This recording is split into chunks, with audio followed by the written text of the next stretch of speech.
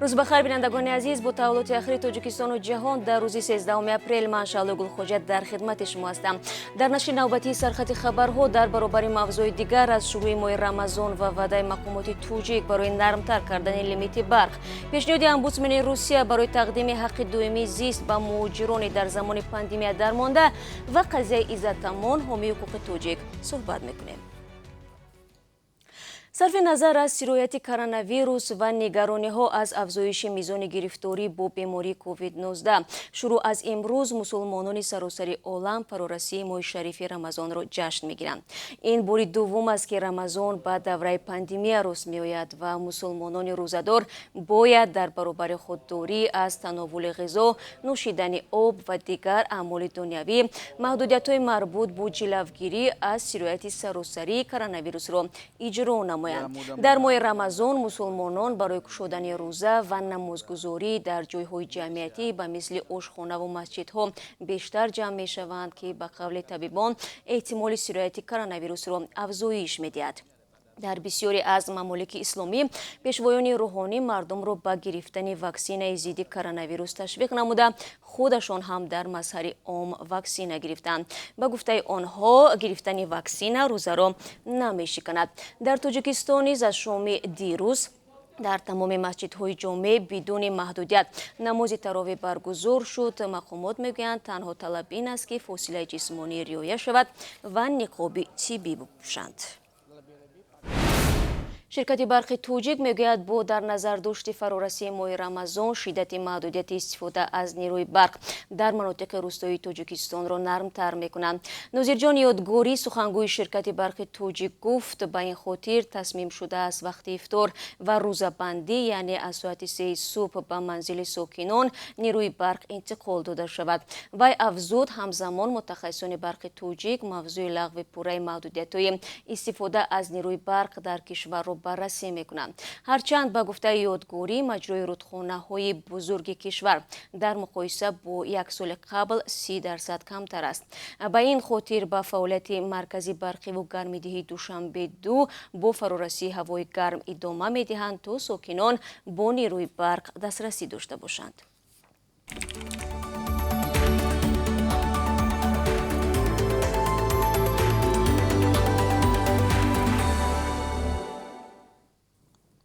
پیوندان عزت امان حامی حقوق مهاجران میگویند او همچنان در بازداشتگاه موقتی نگهداری می شود و روشن نیست که قضیه او تا کجا می انجامد. همه روز چندین نفر نوی با دعواهای خود در نسبت عزت امان پیدا می شوند.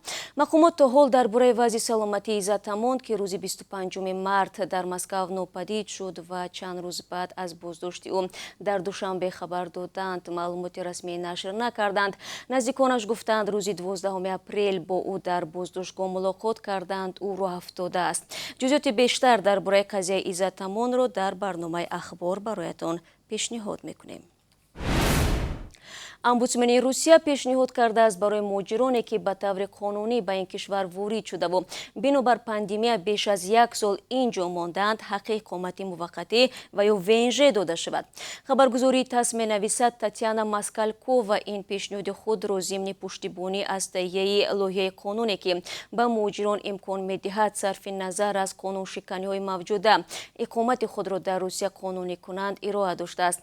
طرح قانون با تشبث وزیر کارهای داخلی روسیه ولادیمیر کالاکولتسف تهیه می‌گردد. آن اساساً به وضع خارجیان تاثیر می‌رساند که هنگام پاندمی کرونا ویروس نتوانستند حجت‌ها را برای قانونی نمودن بود و باششان جمع آورند. پرزیدنت ازبکستان با سفر رسمی به تاجیکستان می آید. از پلوس از قبل منبعش در حکومت کشور می نویسد که سفر شوکت میرزیویف با دعوت امام علیه رحمان از 10 تا 12 ایون در نظر گرفته شده است. به همین ترتیب در دوره ریاست جمهوریش این بار چهارم می شود که پرزیدنت ازبکستان از تاجیکستان دیدن می کند. انتظار می رود رهبران دو کشور دورنمای همکاری های طرفین را در همه بخش‌ها بررسی نمایند. همچنین قرار است میان دوشنبه و تاشکند سازشنامه‌های نو مربوط به ساحه نقلیات و انرژتیکا، کشاورزی و علم و فرهنگ به امضا برسد. سلام، اگر خط و خبر می‌خواهید ما داریم. نوید بامدادی سرخط خبرها، اخبار تاجیکستان و جهان، گزارش‌ها و تحلیل‌ها. چی می‌گذرد و چرا؟ دانستن فهمیدن است. ضمیمه یا اپ ما را بگیرید. تقدیم خبرها را ادامه میدیم. در تاجیکستان دوره نوبتی انتخاب داوطلبان تحصیل در دانشگاه روسیه به پایان رسید. طبق اطلاع مرکزی علم و فرهنگ روسیه در خوجند امسال بیش از 5000 خط‌کنندگان مکتب‌های میانه، لیسه و گیمنازیاهای 5 شهر تاجیکستان خوجند، دوشنبه، کولوب، بختر و خوروغ در آزمون شرکت کردند. به گفته مقامات روس، تاجیکستان از روی طلبکاران تحصیل در مکاتب عالی روسیه جای اول را اشغال میکند و سال جاری شماره داوطلبان از 15 تا 20% افزوده است. همه سال روسیه برای قبول جوانان تاجیک به دانشگاه‌هایش 630 جای جدا میکند. گروه شهروندان تاجیکستان با تشبوس روزنامه‌نگار رجب میرزا از حکومت کشور خواستند که به سربازشکار و یا ابله خاتمه داده شود. در زیر این نامه سرکوشاده در شبکه فیسبوک صدها نفر امضا گذاشته و مبتکران گفتند آن را به سامانه پرزیدنت ارسال میکنند. در این مکتوب که به رئیس جمهور تاجیکستان و شهرداری دوشنبه نگرانیده شده است آمده است با این شیوهی که حال و جوانان را جلب میکنند نه تنها قانونمندی زیر سوال می رود و حقوق و آزادی های شهروندان را پایمال می کنند بلکه دولت به ابرو می گردد، ناامیدی اوج می گیرد، پسیخولوژی مردم ویران می شود، ایمیج دولت و ارتش آن کاهش می یابد. مخصوصا امسال که از معرکه دعوت جوانان همگی چند روز می‌گذرد، شبکه‌های اجتماعی از نوار و عکس‌های پر شدند که با اصول وحشتناک جوانان را بازداشت و به خدمت می‌برند. در مکتوب پیشنهاد شده است که از حساب مقامات حکومت، مسئولین وزارت مدافعه، پروکراتور، وکیلان مجلس نمایندگان و جامعه شهروندی تاجیکستان کمیسیون خاص تأسیس داده شود و راه‌های برطرف نمودن مشکل مذکور پیدا گردد.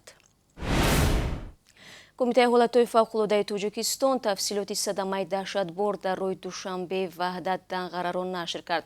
به قول منبع بر اثر آن 5 نفر با شمول یک زن و کودک نابالغ هلاک شدند. شام 11 اپریل ماشین اوپل ساکن 30 ساله نویه واسه با 4 مسافر از کولوب به دوشنبه حرکت میکرد. این سبکرو در موضع لقایبک به ماشین بارکشی دولن ساکن نویه فرخور که از دوشنبه به کولوب میرفت برمیخورد. راننده و همه 4 مسافر ماشین اوپل اسرا می‌رفتند. جسد قربانیان را ساکنان محله که صدمه رخ داد از داخل ماشین برآورده به بیمارستان مرکزی شهر وحدت انتقال دادند.